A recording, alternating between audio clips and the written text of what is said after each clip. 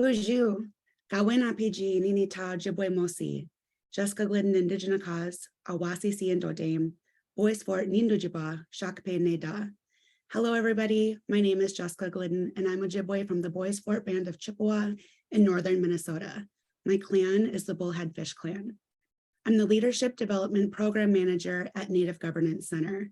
I'm calling in today from the beautiful Dakota homelands in Shakopee, Minnesota. On behalf of NGC, I'd like to thank you all for joining us today. Native Governance Center is a Native-led nonprofit that supports Native nations in strengthening their governance systems and capacity to use their sovereignty.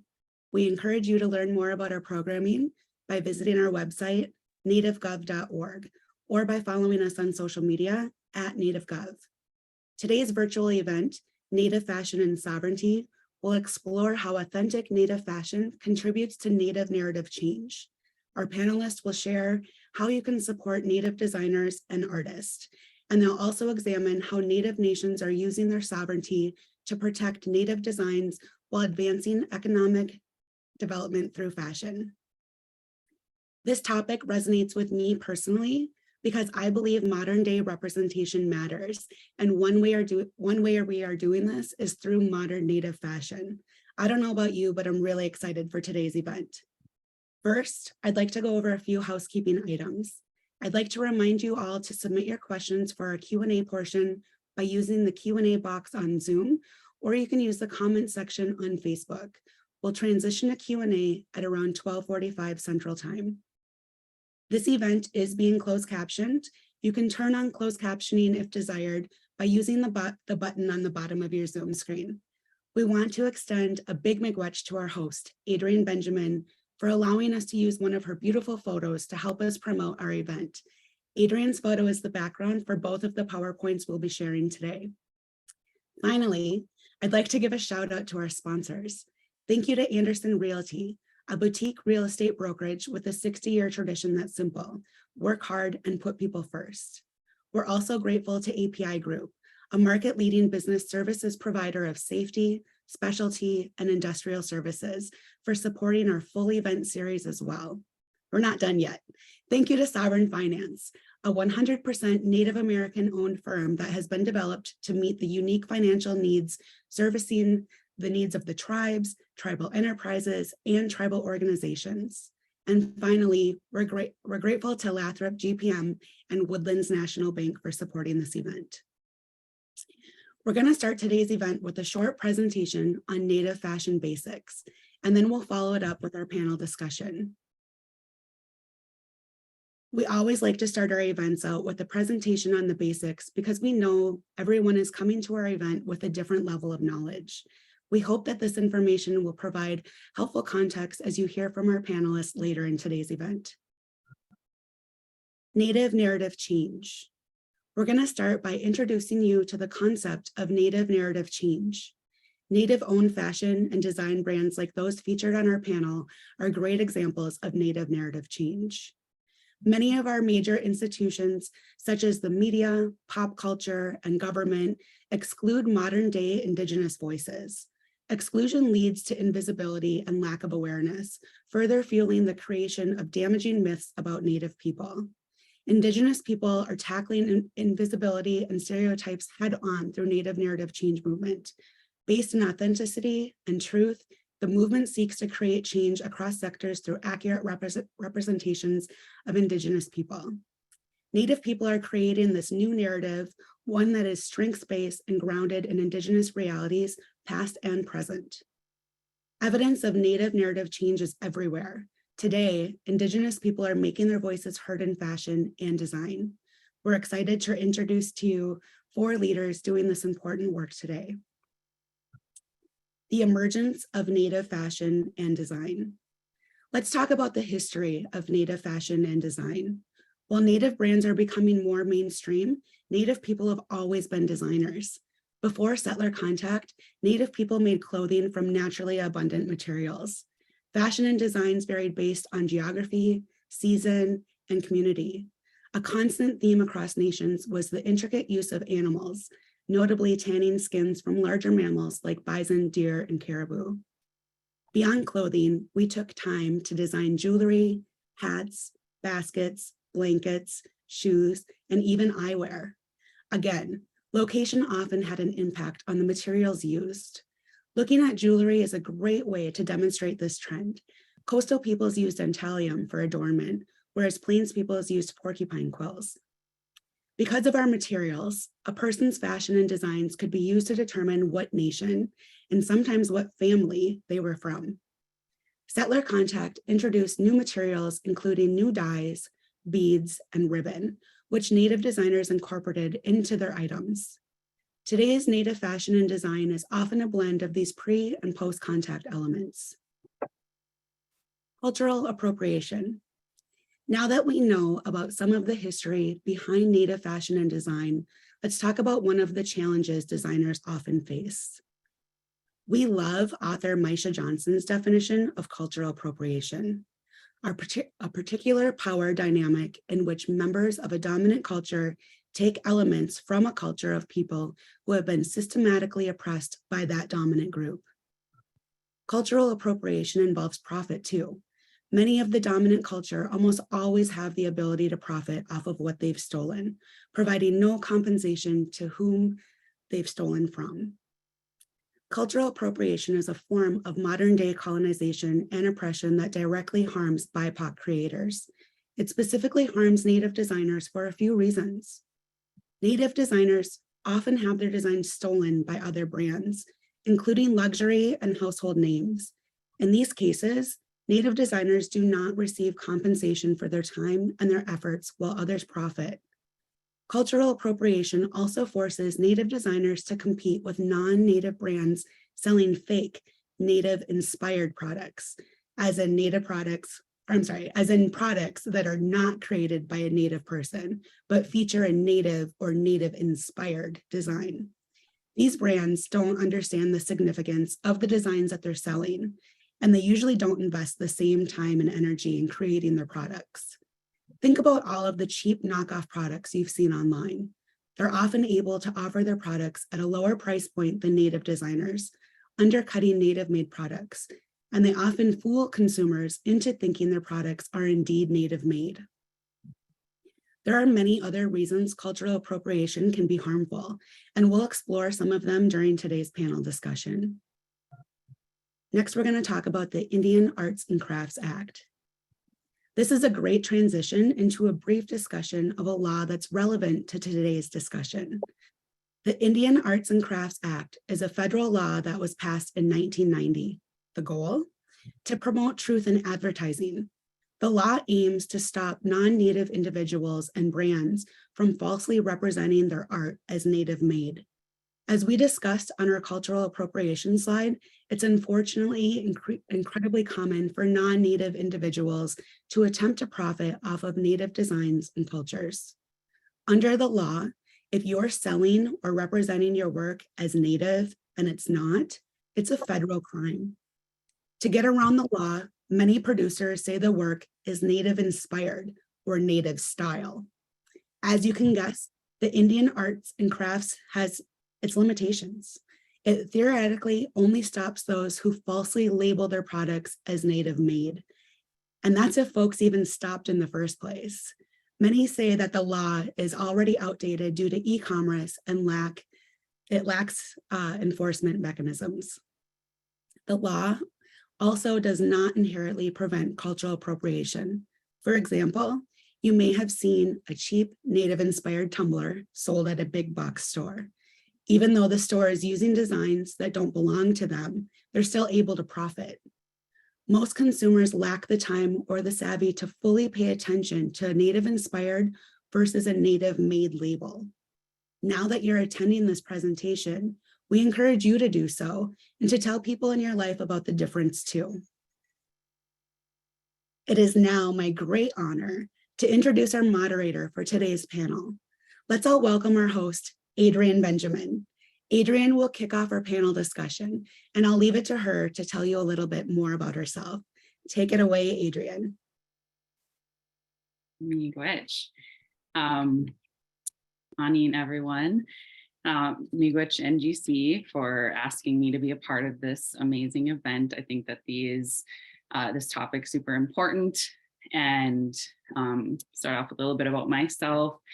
Mekagabawikwe, Indigenous cause, Adrienne Benjamin, Indigu, Mississauga, Ganing and Dunjaba, Chiminising and Da, Nij Nindana Sagandiawa, Bagwajikwe, Minoa, Jawanagijikwe. So I'm from Mille Lacs, enrolled member. I hate that, but you know, we have that pretendian stuff happening, so putting that out there. I'm from the smallest community in Mille Lacs called Chiminising or Isle. It's on the east side of Mille Lacs Lake. D2, gotta shout that out. And I have two daughters, Isabella and Tally. And that's what I said when I was speaking Anishinaabe Moine. And a little bit about me, I'm a practicing artist. I have my little jingle dress mannequin helper in the back there, scissors next to me. I have worked many years in youth development with my tribe. After the pandemic happened, I kind of really pushed myself to see myself in an artist capacity full time. And I've been doing that and loving it and creating things also in the middle of the pandemic. And probably why I'm here is I also work with Minnetonka Moccasin Company, who has appropriated for a long time since the beginning of their company. And they wanted to make things right. And they were looking for someone to help them do that. So we've gone through a big PR push, 3-year, 5-year, longer term planning. The one thing that I really respect about the work that we're doing is that they do realize the significance of it and that it's not just a one-off situation or a 3 or a 5-year, like this is now going to be embedded into their company forever, because they've had a long time of appropriating. So it's pretty exciting to the stuff that we're doing there also. But enough about me. And I'm really excited to be in conversation with these 3 wonderful folks. And I'm going to throw it to them to let them introduce themselves. I'll start with Leslie. Well, hello, I'm Leslie Jerden. I am the CEO for Teton Trade Cloth and currently the acting executive director for the Delaware Tribe of Indians over operations. I am a member of the Delaware Tribe of Indians, so I am a Lenape woman, and my native name is Tekokanate, and I'm very happy to be here. Miigwech. All right, Colleen. Hello, everyone. My name is Colleen Echohawk. I am an enrolled member of the Pawnee Nation of Oklahoma. Also very fortunate to be a part of the Upper and Athabascan people of Mentasta Lake. I was born and raised in Alaska, but now live here in Seattle, where I am so fortunate to be the CEO of 8th Generation, a native lifestyle brand founded by Louis Gong, a Nooksack tribal member here in Seattle about 10 years ago. And about 3 years ago, we were bought by the Snoqualmie tribe. And I have been the CEO for the past year, having the time of my life, you all. Like, it is so fun to be out here in this world of incredible art and design, working with people, brilliant, hilarious, funny people like Sarah Agaton and House, who will be speaking next. So I'm just really excited to have this conversation. What we are doing in this space, I think, is so incredibly important. I'm continuing to remind people that real American art and design is Native American art and design. And what we have in our homes, what we wear on our bodies as non-Native people matters. And so I'm excited to be a part of this conversation today and share a little bit more of our work. Thank you so much, Adrienne. Amazing. Love the energy. All right. Gij, aka Sarah. Bonjour, Niji Bimadazi. I said, hello, my fellow humans. Magazine in Dudam. So Eagle Clan is a clan that I belong to. But Pashka Metagung and Dunjaba. I'm from the area of Cloquet and Fond du Lac, but Guaba Iganing, Dush and Da Nongom. I live now in Sawyer, which is a smaller community in Fond du Lac. Sarah Agaton House, Gemage, Naokwe Gijigukwe, Indigenous cause. My name is Naokwe Gijigukwe, and also Sarah, but Gij is kind of what I'm going by. Heartberry Jinakadeg, Needing Gi Ujatun Minawago and Gi Mazanabi Ige Ama. So I am the creator of Heartberry, but also the artist. And I'm a founder, CEO, artist, box hauler, content creator, problem solver, supervisor, and small business owners know what I mean. That's why they're laughing. But yeah, we do it all, and I'm just really grateful to be asked to come and share with all of you. So miigwech. Amazing. Miigwech for telling us about yourselves. All right, let's jump right into it. So the first question we will throw to, let me see, let's talk about it first. So how has your Native Nation supported your business and or Indigenous fashion and design? And what way would you like to see Native nations support Native designers more, if they do or don't? So two-part question. I will go to Leslie. Yes, so my tribe, of course, purchased Teton. So Teton is now tribally owned and tribally managed. So we were super proud to be able to do that. And have really just jumped in, getting to know the artist, redoing artist contracts, just really getting in, rebranding, working on all the things that that we want to see happen with Teton and the success that it had as well. So definitely, my tribe is definitely involved with the business, as they are the owners and operators. What I think that I would love to see happen more between other nations or other communities are more cultural classes. We have really seen with our own cultural classes an interest and a desire for people to be connected. And they're doing that through, you know, the normal things like learning songs and learning the dances, but then making clothes, making items that they can wear for their ceremonies. And it's bringing back, you know, a lot of our old sewers were kind of lost, and or the techniques were lost, or even techniques from other nations with basket weaving or with different styles and how they're doing their clothes. So I think cultural classes that are open and inviting other nations to cross over and teach these skills, I would love to see that happen, because it empowers and it gives us all an opportunity as well to support individual households and communities with extra income. So I'd love to see more of that, because I do believe that that helps. It helps us all. Awesome. Thank you much for that answer. All right, I will throw it to Sarah next.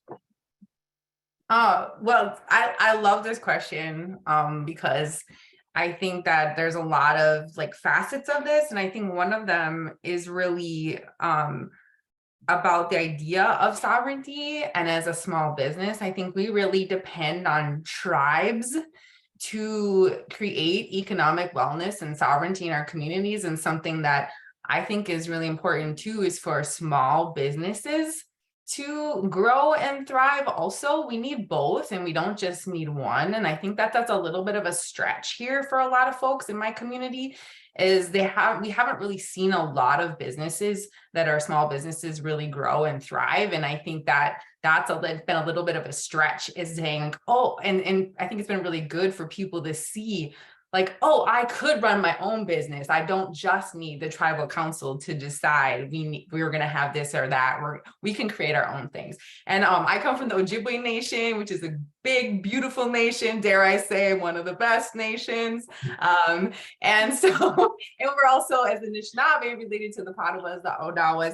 And I think what's been really cool and really beautiful to see about what we've brought is that a lot of art has been in design up to the point where really what 8th generation has been doing has been this sort of pan-Indian art that has been kind of the Pendletonized version of art. And the stories are missing there, the people are missing there. And I think our community never really saw our designs represented. And so when people started to see what we were doing, they were like, oh my gosh, floral, like everybody was freaking out, because it was like, finally, swirlies, florals, plants, we love it. And I think people have always adorned our lives from our homes, everything we wore. And so for people to be able to have that as part of their everyday life in this setting we're in right now, from their clothes, their couch, their stickers, everything that have that represent us, was really powerful. And I knew the moment really that I was doing it, and I felt so like I was hitting it on as I was giving out blankets at this Healthy Pathways event. And there was this old lady there. And she was an old lady, like soft hands old lady, you know, those kind of old ladies. And I love those kind of old ladies, right? And she's sitting there and I'm talking to her. I'm talking to the whole group about the blankets that I was giving them. And they have these little dots. And I was saying, these dots represent the muskrat's paws. And I didn't tell the story about the muskrat, but I was like, and I look at her and she's crying. And I was like, I've done it. She knew, and I was connected to her, and we were connected to that story, and it was all connected in this blanket. And I was like, that is the kind of that's the connections I think we make as Native artists. And so I feel really supported by my community. But we could probably have a whole nother panel on lateral oppression, and maybe we'll just save that one for another day. Oh. All right, I like the word penaltinize. I think we're going to use that in the future. And I also love the word adorned. I think that fits really well with a lot of Indigenous fashion. All right, so the next question is just for you, Colleen.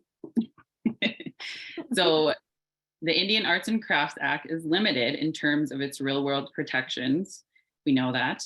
What are some things that you would like to see exist to better protect Native artists and their designs? Yeah. Oh, there's so much I want to respond to really quick from Sarah. Number one, Sarah, like that story is just so powerful. I had chills. And that reconnection that we're seeing and I see it in my own children, is just so powerful, and I'm just thrilled with it. So it's all lateral love, no oppression here today, with everyone in this space, because that's how we have to be in the Native community as we push forward on these places of saying, yes, there's plenty of room for 8th generation and Teton cloth and for heartberry. I mean, like the spaces, think about it, like there's been so few of us out there, so few Native owned, that the space is wide open. Like we need, 20 more Teton trade cloths and 20 more 8th generation and 100 more heartberries, because it's just so powerful. And that's why I'm so excited to be in this space right now. And when I started 8th generation about 3 months into my tenure here, almost a year ago now, we did a focus group, and we specifically chose non-Native people because we were really curious, like, what are you thinking about our products? Like, what are you going to buy them? Because of course, in the Native community, we want to buy from each other, but if we're going to, Louis Gong handed me the baton and said, make it a global company. So we're going to have non-Native people buying from us, and they should be. Every home in America should be full of Native American art and design, right? So we did this focus group, and we actually put out some florals. We put out some Coast Salish design. We put out some Shimshian design from up in Alaska, and the folks in that room didn't recognize it. What they recognized was a penalized version, as Sarah was saying. They said that's Native art and design. And think about how weird that is, that a white owned company and who have appropriated designs has dictated in our country what Native design should look like. That is the epitome of white supremacy. And so we have an opportunity now, including, like, to go back to the question of understanding the Indian Arts and Craft Act, and also going beyond it, because we need further protection and we need further support. So a couple of things come to mind for me right away. One, I think that if I could wave my magic wand, I would give every Native artist in this country, the guaranteed basic income, so that they would have, $2,000 a month to live on, or whatever it might be, so that they could actually be able to hold on to their art and make sure that they didn't have to sell it to some company. I understand that. We know that in the Native community. There are artists out there who have to make money, and sometimes they're going to have to sell them to big brands because they want to support their families. And I understand that. And I think that I get that. And so I want to find ways to support those Native artists, to support those families, so that they can have that guaranteed basic income coming in every month, and they're not having to jeopardize their artwork. I also think we need to have more opportunity for legal advice. We get asked that all the time here at Eighth Generation. Give us some legal advice. Sarah and I have talked about this. I've talked with a lot of our artists about this, and just having that easy access there to give folks that connection when they're about to sign a contract, and also creating some kind of standard to say this is what art is worth. When about 9 months ago, we got a call from a major brand, and they said, hey, we're really desperate. We need to find some Native artwork. We don't want to do cultural appropriation anymore. And I said, well, we started the conversation, and I said, well, how much are you going to pay for this? And this is something that they were going to put on shirts, on mugs. They were going to put on a lot of things. And they said, we want to pay the artist $500. And I was like, well, the conversation is over. Like, we're not going to do that. And I think helping, if we had a standard of like, hey, this is what a certain, design going to a certain brand should look like, how much you should be getting paid. And then finally, I think that, again, more small business support, helping people, find that entrepreneurship, find those places where they can, be encouraged around, how they set up that small business so that they can be successful. Even everything from, web design to social media is such an important part of the way that we're going to be changing the world as we move forward. And finally, I'll say that the last thing is that we need our allies, our non-Native community out there to actually enforce the Indian Arts and Crafts Act.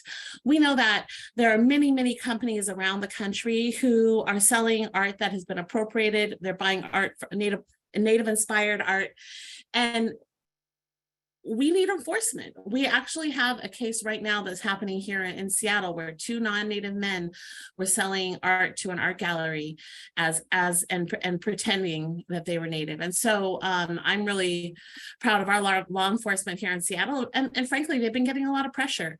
And so enforcing what the law is there and then continuing to expand it is the future, and is the way that we're going to see more Native art and design everywhere. Lovely. Appreciate that. If we have time for a follow-up, I do have one to that, but we're rolling, so we'll come back. All right. Next question is for Sarah Gige. Okay. First part of the question. What can people do to support Native fashion? And then, well, let's just start there and then we'll go to the second part, because the second part is gonna get juicy. Oh, so, it's one of the most powerful things you can do for any Native artist, any Native brand, any Native business is to leave them a Google review. When you leave people Google reviews, it pops them up on search engine optimization. It's such a powerful, really simple thing you can do. And the more that I understand the search engines and the Googles, I see how powerful that is. Like their posts, share about their business. You don't even have to spend any money at all. Just comment on their posts and it pops it back up. All kinds of things like that can really help other businesses. But also, like, the most obvious level, right, is to hire them. And when we're talking about like hiring them, we hire consultants. Tribes hire consultants to do all kinds of really expensive work, and I think consultants are super important. But once that's done, then are we also paying the artist that consultant fee, that rate, and hiring them to do the work and seeing how powerful and how important visual images are and how important that is, hiring them to do to execute what you hired that consultant to help you navigate. And that's what I think is a really important part of how we can support that. So that's the first part of my answer. All right, second part of the question. What advice do you have for non-Native individuals who feel hesitant to wear Native fashion or jewelry out of fears of cultural appropriation?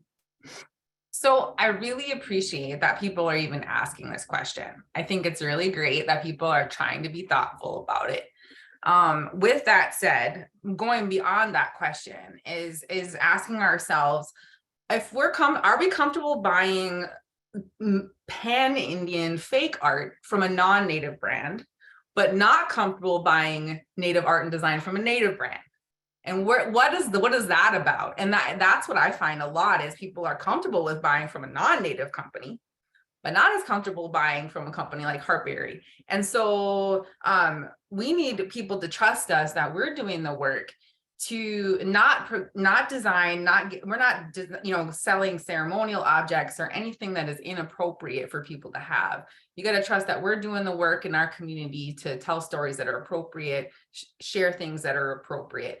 And so if we're putting it out there, your consumption can be that it is okay for you to have, and we want you to have it. And everyone loves Native art. Like you look at it instantly, it is like an instant reaction that people love it. And so go ahead and lean into that feeling. There's nothing wrong with that. And I think if you're concerned about, is a Native business Native owned, drop them a DM, drop them an email. If someone sends me a DM and says, are you a Native owned business? I'm gonna say, yep. I have no problem answering that question. If you email a business and they won't answer that question, that's your answer. That's your answer to the question. Then you'll know that they are not a Native owned business. And so it's as simple as that. And I think like just knowing that Native brands, Native businesses are the answer to appropriation. And so really the line, I think, is when people, non-Native people, start profiting off of our culture, our stories, our way of life. So buy from Native businesses, but don't become the expert on our Native businesses. Okay, so how do you think, I'm just gonna ask this question, like folks can know that they're not purchasing ceremonial items and what the difference is out there so that they can know when they, are shopping? Well, I think the best thing to do is to ask the person that you're getting that from. I think if you're buying a t-shirt, you can be safe. You're buying a blanket, t-shirt, you can be safe to know that that is not a ceremonial object. If you're getting into historical objects and things, you might want to do a little more research so that you're not ending up with something that you probably should be taken care of in a different way.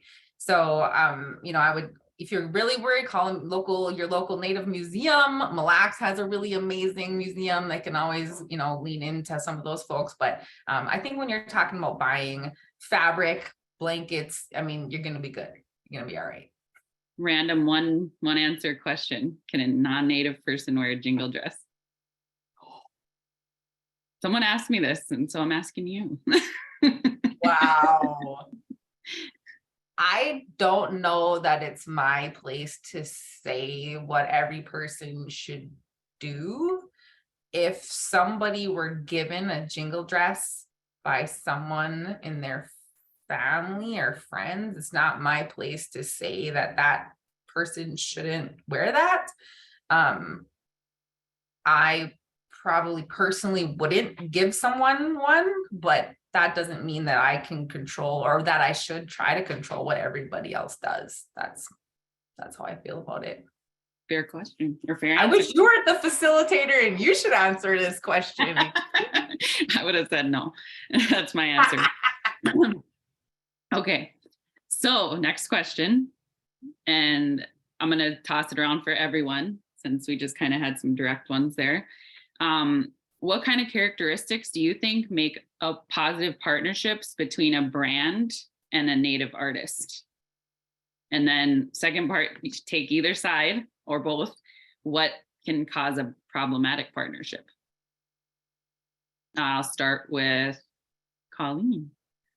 Oh, wonderful. Thank you so much. And, I just want to, in all transparency, say that what I have, the reason I know any of this that I'm about to share is because of Louis Gong, who founded our company, who really thought this through like in incredibly brilliant way. So I want to share a little bit about the way that we do it at Eighth Generation through our decolonizing partnership model. And you can find all this information under our FAQ section of our website. And it's very, very clear and very, very detailed, very much like Louis. And it's just absolute brilliance. And I've seen some people pop up on the chat, and I highly recommend taking a look at this. Eighth Generation has been very privileged to work with some pretty big brands. And in fact, this decolonizing partnership model came out of a partnership with Starbucks. And what we say to all of our new partners that we're working with is, one, remember that this art is owned by the artist. That's one of our founding tenets at Eighth Generation. We work with over, 30 different artists from around the country, Native artists.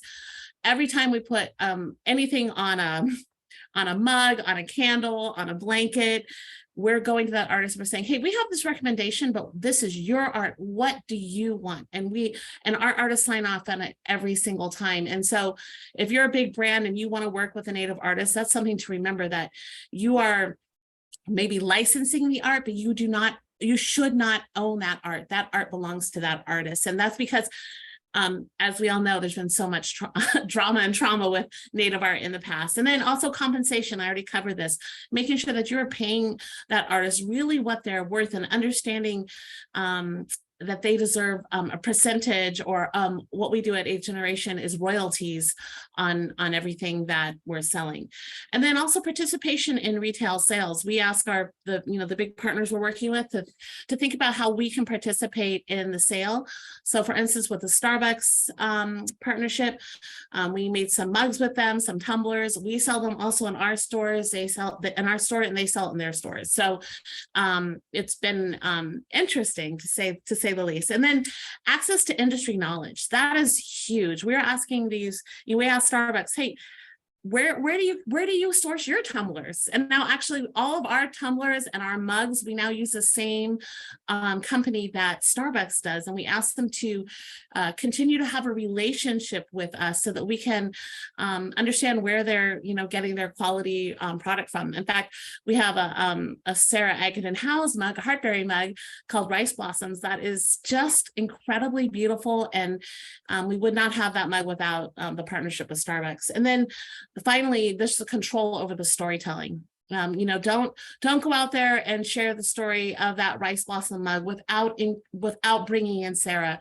without bringing in the expertise of the artist, and making sure that the storytelling is correct. And so, again, I'm just really grateful to the team at Eighth Generation, long before I was here, who came up with this beautiful model, and you can find it right on our website. Awesome. Thank you for that beautiful answer. All right, Leslie, you've been quiet for a while. Back to you. Same question. Yeah. I think definitely to kind of echo what Colleen was saying, clear contracts are definitely, you want to make sure that things are fair, that everyone understands. I also, again, in agreement with Colleen, I'm a big advocate for giving artists and designers the tools they need to understand, what benefits them. Part of what I can offer in that is, I cut my teeth in the finance world. So I've been a small business banker, a commercial banker, a private wealth manager. So I can help people with contracts, understanding business industry terminology, and then understanding cash flows and helping with that. And that was always a big part of my passion, was helping Native community, even working for larger banks, but also in any minority community, is helping understand and take control of your finances and your financial wealth and health. So that is something that I'm also very passionate about. And it's something that I love to do to support that, that wellness. Because a lot of the artists I figured out, their things weren't clear, or are just seeking additional advice. And so it's wonderful to have that additional resource to add and say, yeah, let me make sure, I can help you not only under the umbrella that we offer at Teton, but any umbrella that they choose to go to. So it's not just business with us, it's, business at large, and helping them really have their platform and know what they deserve and how to protect themselves and their art. And again, echoing what Colleen said, it's so important to make sure that original artwork stays with the Indigenous artist, it's theirs. And And so, I hate to see larger companies making artists, sign away their rights to their art.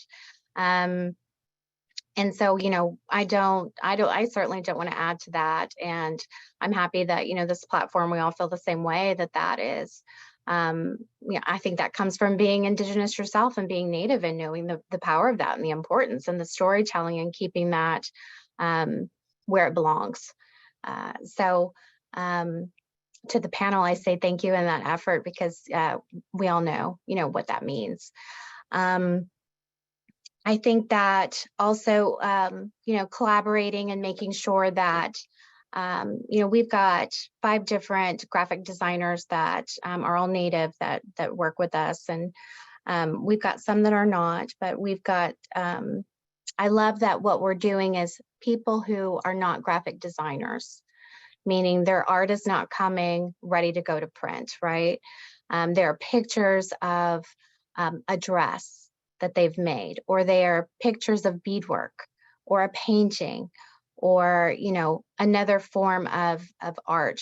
And these graphic designers are able to collaborate with their original piece and make that into a wearable fabric that then translates into something beautiful that many people can cherish and show off and showcase.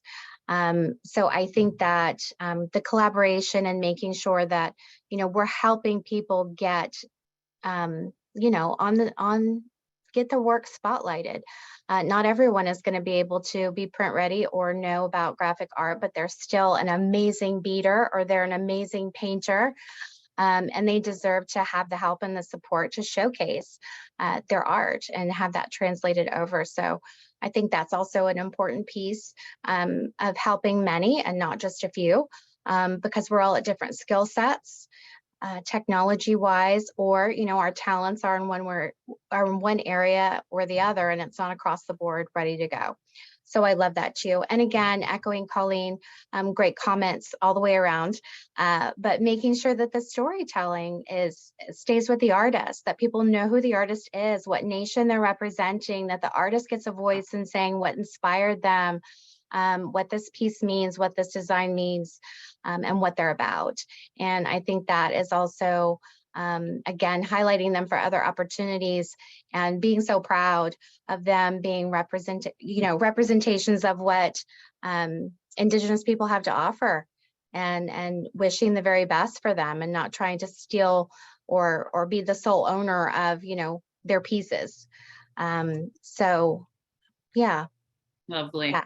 I like what you were saying. I think it kind of fits in the whole idea of like decolonizing that process as well, right? Realizing that, art for Indigenous people isn't always professional level design, right, and everything like that. I love that. Very cool. Thank you. All right, Sarah. Look, let me just tell you that I hit the jackpot when it comes to this question. I think like I've been working with 8th Generations Inspired Natives Project for like 9 years now. So I was the first artist, I think, that Louis signed on. And I think that from the beginning, Louis was like, what do you want to do? And I was like, I'm all in. Like, I want to do everything. I want to be the golden child of this project.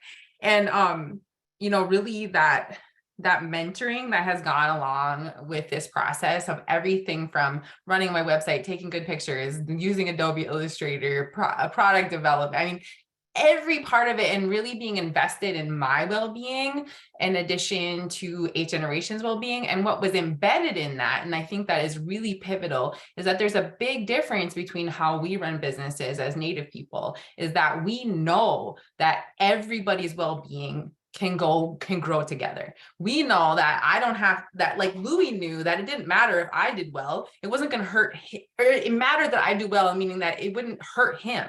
So if Heartberry did good, it would only make his generation do good. There is no competition between those things, and knowing that when we all do better, we all do better. And I think that is something that is so important in how Native people do entrepreneurship, and how we can do entrepreneurship in our own value system. That is like so critical to me, and just like sharing information with me. really collaborating with me in a way that I don't think other artists very often get. I get to work with so much cool stuff on art, product development. Like I absolutely love that process. And I like seriously wish that I could be in Seattle like every week because I love that process.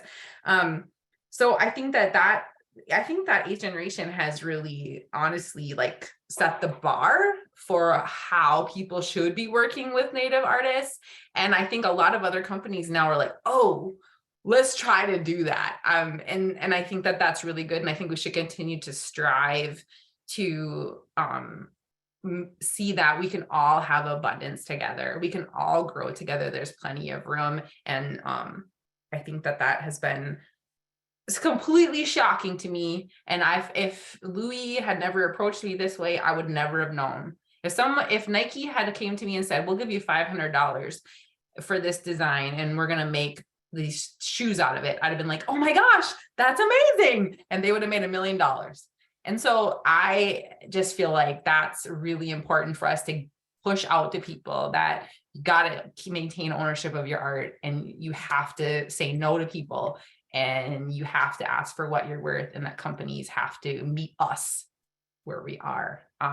And look at these models, these other models of other businesses that are doing better. All right, sweet. Okay, so I just want to share some words and just kind of bring them back into center here as we're kind of winding down. But it's come up a lot and I love it. And I think that we need more of it just in general out in our communities. I love, Colleen said lateral love. I love that.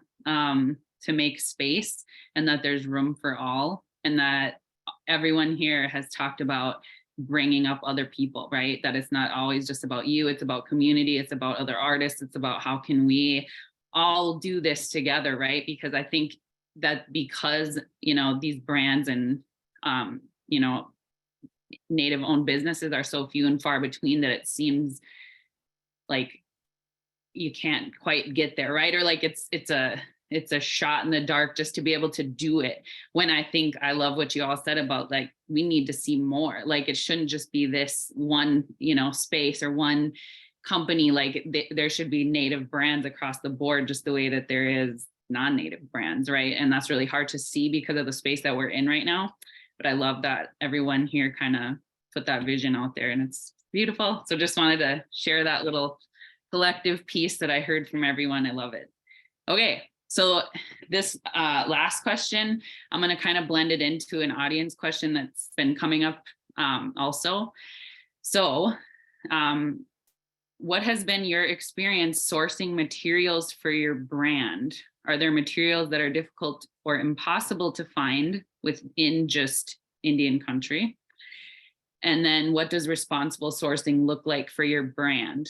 Okay, so we got 3 parts, but the other part of the audience question is asking, do your companies or should Indigenous companies have to label their sourcing just as much as other companies do? So like there's a, I guess, example given like made in China, made in wherever, if your materials are sourced. So kind of blending that whole question, and I will throw it to Leslie first. Okay. So there are, of course, there's going to be products that are hard to find. For example, at Teton, we have trade beads and, we will sell different plumes of feathers. And of course, some of that type of product is going to be hard to find. But also I would say that trade goods, we've been trading for centuries along trade routes. And so, of course, there's going to be some things that are going to be truly trade goods, and they're going to come from other countries. That being said, I also think it's incredibly important to have as much as you can made in America. The problem with made in America right now is that, for the last 20, 25 years, the market has demanded for the best deal for the dollar, so the most bang for the buck, right?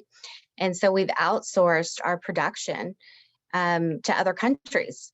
And that's why, you're hearing now even in the presidential address, a lot of, there's 14 billion being put into the economy to go into production. You heard Made in America a few times, and you've heard that several times in the last couple of years. And so it is funding and trying to get production mills, for our industry, for, wool and cotton and that kind of thing. Sourcing, for sheep, alpaca, all the natural fiber sources that we use from the United States, and even, the cleaning and the sorting of those fibers before they go to the mill. I mean, there's several processes in doing all of those things, and having Made in America products and having the price be reasonable where people can actually afford it. We've been conditioned, because we have been selling and getting the biggest bang for our buck, and having things done over in other countries and come back. We've been conditioned to a certain price point, and as a buying market. And so, how badly do people want all made in America? There's going to be a premium, and it's going to have to be paid for. I do think it's important, and we do have contracts with a mill in the United States now that are going to do several of our woolen trade cloths on U.S. side, to make sure that we've got Made in America products. And there's plan for other things as well, the cotton and that kind of thing. And I think you can choose carefully which countries you do business with as well, which is also very important right now. And we've done that too. And some things, like I said, like trade beads, I mean, those are going to come from other places. Those traditional trade beads are, India, places like that. They're the only ones that are doing that very replicated trade bead that are glass. They've got some of the machinery and the hand painting to get that done. So I think, it is trying to be as intentional and dedicated to making sure that we're sourcing. I know we certainly are, and that is even into the production. I can't speak to all of it, but the plans are that we will have production and jobs for natives in producing native made products that are supportive of the brand, and that'll be coming soon. And I'll be so proud and happy to officially announce that, but it's very important. Amazing. Thank you. I love that attention to it. And I think that is important, that, to think about that there's not just like this pretty cup, right? Or this pretty blanket, that there's so many processes that go into it. And you are right, when things are sourced here, you're going to pay more, and you got to be willing to do that. And so I think that's something that people forget when they, maybe think about this question or talk about it too. And yeah, what you said, trade routes are trade routes. It's real. Okay. Yeah. Awesome. Colleen. What a great question. I was just like, and I sorry, my Zoom went out a little bit when Leslie was chatting. So hopefully I don't repeat anything, but I think the one thing I want to say right from the get-go is that one thing that is frustrating for me, as I own a small business, I also am the CEO of this business. And I often see that in the business world, we as Native business leaders are pushed into this one kind of arena of like, oh, of course, they're going to be making all of their products in America. And they're going to be standing around singing Kumbaya together and having this like prayer circle. And it truly is, thank you for laughing, Sarah, because it's truly irritating and frustrating. It puts us in this certain category of like, that's all that they can do. Now, every business that is making money in this country who is in retail is importing from all over the globe. And so I think the way that we have to understand that is that, can we make sure that we are working with companies and supply chains from around the globe who are treating their people well, who are paying their people well? Right now, Eighth Generation is working with a company called SetX, which is a sustainable supply chain solutions about making, and they do audits on companies all around the globe. And I think it's I just want to encourage everyone who's out there who's thinking about becoming involved in design or fashion that it is absolutely your right to do it in the way that will make you money and make our communities money. And we should be thriving just as, Heartberry should be the same as like Ralph Lauren, right? Like that should be the American brand, right? So sorry for my little soapbox there, but it's frustrating. And eighth generation is working on made in America products. We have our gold label brand. We have invested in machinery and in staff to know how to work on those machines to knit our own blankets. In fact, one of them is right behind Sarah there, the blue and white Good Life blanket that's made right here in Seattle. And so I will say though that area of business is we could never just have that as our business. It does not make enough money and we wouldn't be able to stay afloat. We wouldn't be able to pay our people. And so it's just an area of possibility because I think that we have in the Native community this incredible innovation and we should be involved in the future of what of American made products look like, because I do think it is the future, especially when we consider sustainability. Every time we throw a crate of blankets on onto a ship somewhere, it costs our planet, and that's something we really have to be thinking about seriously. I was on my soapbox and I had one more thing I wanted to share, and I just lost it. But just in general, the supply chain, it's something that we all, if you're in this kind of business, be thinking about. We are probably heading in who knows, we may be in a recession, we may be heading into recession. There's a lot going around the globe, and staying on top of those kinds of issues is very important for us in Indian country right now. To be reading the news and being really cognizant of what is happening is important as we build these amazing businesses. Wow, thank you. That was amazing. Thank you for sharing all of that. Alrighty, so I'm going to ask. We have another audience question here, and then we'll ask our closer, and we'll adjourn our little get together here. Sorry, I'm looking in my notes from the folks running the stuff. Okay. I think this one's pretty simple, but if y'all have other options, I'll just let you take the question, whoever wants to jump in. So everyone is asking, where can people find authentic Native fashion? What would be a good resource space to look for those types of items? Anyone? Well, I know in Minnesota, there's a couple things. There's a Buy Native. You can look up both Buy Native. You can look at the Minnesota Indian Business Association. You can look up the Minnesota American Indian Chamber of Commerce. Those are all places that you can look, and they have tons of Buy Native suggestions. I know that there's a couple other companies like Thunder Hats has done a Buy Native initiative, and folks can sign up if they haven't signed on to their Buy Native. And but I guess I as far as Indian country is really small and people usually know, but as far as like non-Native folks, also put it in the Googles, put in Native fashion, Native brands, Native owned, put those words. And then for business owners and artists, put those words in the back end of your website too, so people can find you. That would be my suggestion. Anyone else? Yeah, I think Sarah hit it. I mean, use your Google Native owned, and make sure in your business pages that you're doing Native owned, Native made. You're using all of those key search words as well. We have, in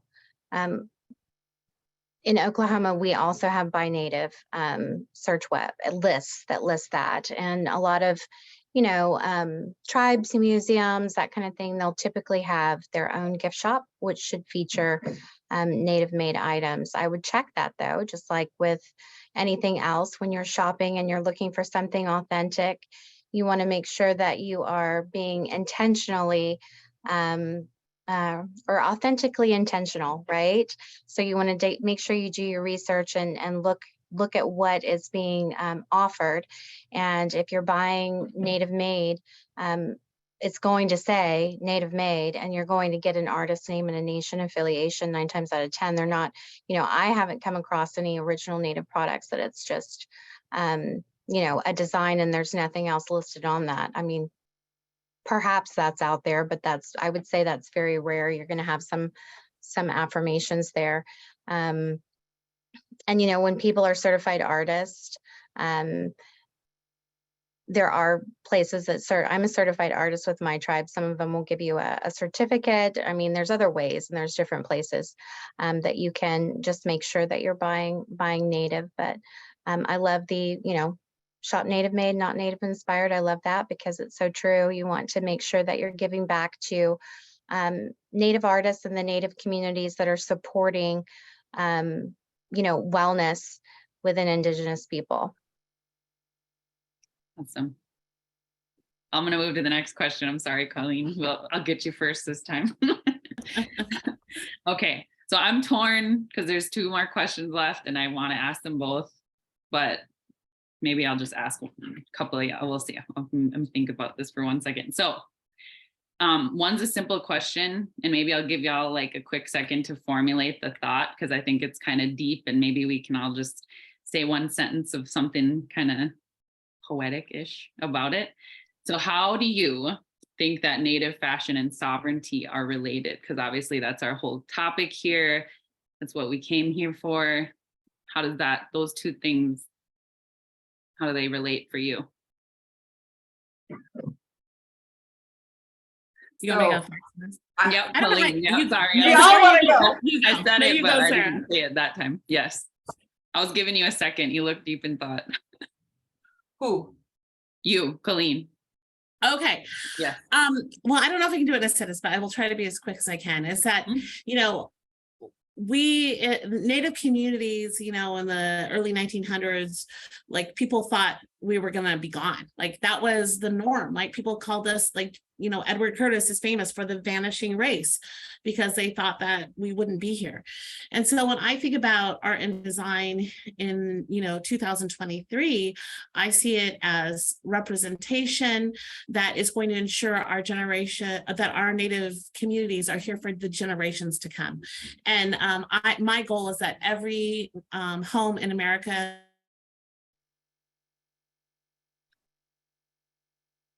Oh no, she cut out again. Okay.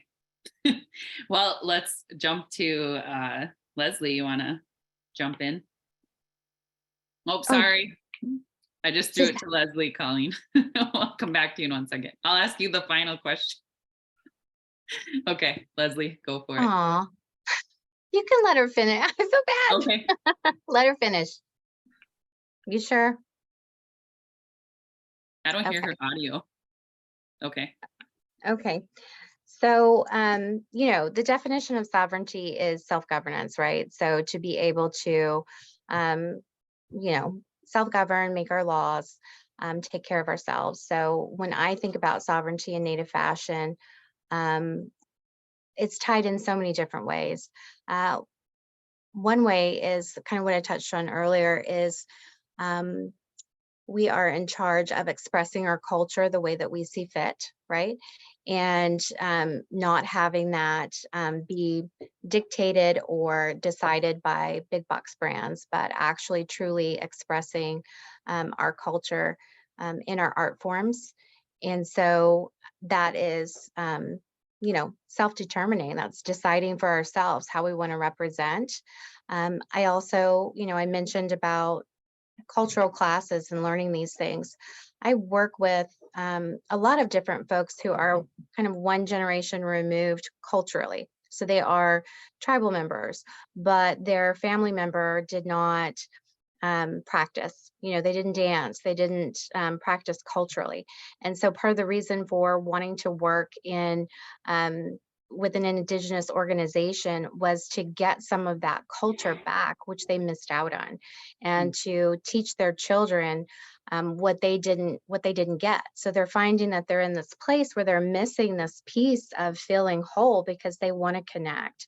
And that's what I think cultural classes do. It's why we have special programs set up to help that be affordable for anyone who's willing to teach those skill sets. Because if we can get you back into making your things, then first you're going to be enticed to dance, and you're going to be enticed to come around the community and to be together and to gather. So it's going to bring you in, and you're going to feel wholer as yourself. But then later, for other, later if you want to start making things and selling them as an additional income, that's going to support the household as well. So it, and we want to see, if there is a woman at home, and there's many stories like this now, who learned to bead or learned to sew, and she started making dresses, and she's now able to stay home and take care of her kids, but also make an income and put food on the table. My gosh, I mean, that's what we want. We want to enable and help people to do that. And that is also part of sovereignty. That's part of not selling culture for $1, but that is part of being involved, showcasing your culture, keeping culture relevant because of the clothes and because of the fashion. Too, you're seeing kids, Native kids, who are rocking the streetwear, and it's all Native designs, and they're showing up on these runways in this really edgy, funky style, and they look amazing, and they're proud. And so it's putting pride back in, yeah, I'm Native, I'm Indigenous, and free to show it in every day, not just at powwow, not just at ceremony, but to wear it in every day and be proudly Indigenous. And so that is, to me, some of the most important ways that Native fashion and sovereignty go hand in hand. Beautiful. That just hit so many different things, right? And yeah, that was amazing. And I agree with you 100%. I think, we need to bring those classes back and be together making our things. And, I can attest to that. Some of my best experiences have been in classes making jingle dresses with folks, and then you're crying in there, and people are telling old stories about old ladies who had crushes on who back in the day. And it's just it's amazing. Thank you for sharing that. That was so beautiful. All right, Guige. I think that I really think about sovereignty in the sense that we are not only sovereign as nations, but we're also sovereign. I'm a sovereign Anishinaabe woman. My family is sovereign. We're inherently sovereign. And so what we're doing as Native businesses really is also building economic sovereignty. When we're thriving, we're building economic sovereignty, and then we're changing the entire conversation. So I don't think it's going too far to say that businesses like ours have changed the entire conversation about what is possible. And I know that it's changed how I talk to you, Adrienne, how I talk to other people about they're thinking about starting a business. I'm like, hell yeah, you better do it. Here's what we should do. I'm all about it. And I think that changing the vision about what the future could be, that's part of us being sovereign. And I think that's where I see the tie, is that whatever that person wants to do, if they want to be a plow person, heck yeah, let's get your website going. What's the hashtags? Let's do it. And so I'm super excited to see not only what other businesses are growing and thriving, but how are people just stepping up and stepping into their sovereignty? Because we are sovereign. That's who we are as Native people. And so I'm stoked for it. It's going to be amazing. Awesome. Well, that was amazing. Do you want to add anything at the end here, Colleen, since you were cut off a little bit? Okay. All right. Yeah, this has been absolutely incredible.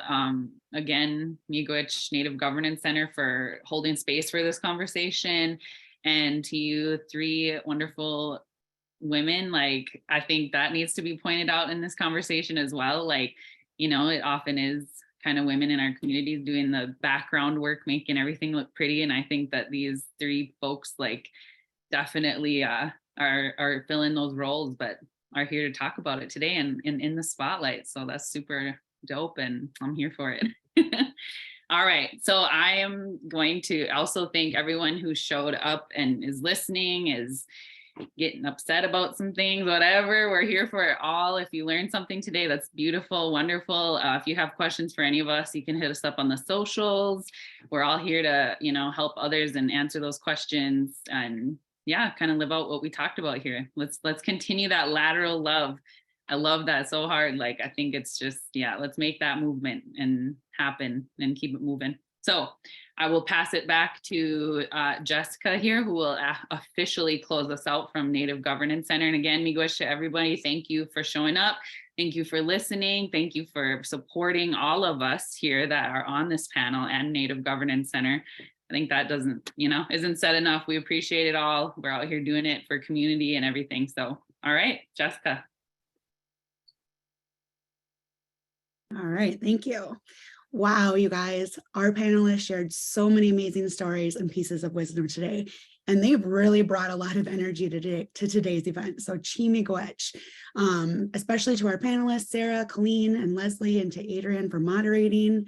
We also want to say thank you to those of you who attended today's virtual event. We really hope that you feel inspired to continue learning about these issues and share this information with the members of your community. If you did learn something today and you enjoyed this event, consider making a contribution to Native Governance Center. Visit our website, nativegov.org, to donate. Additionally, we would like to hear from you. I know the survey link may not have worked in the chat, but don't worry, we're emailing you a survey to all of our Zoom attendees, and we'll also post a link to that survey as well in the Facebook comments section as well. Stay tuned for our future virtual events. Our next event is scheduled for June, and we plan to announce our topic and speakers very soon. Many blessings to you all. Gigawapaman, Maniwa. Thank you all again for attending today's virtual event.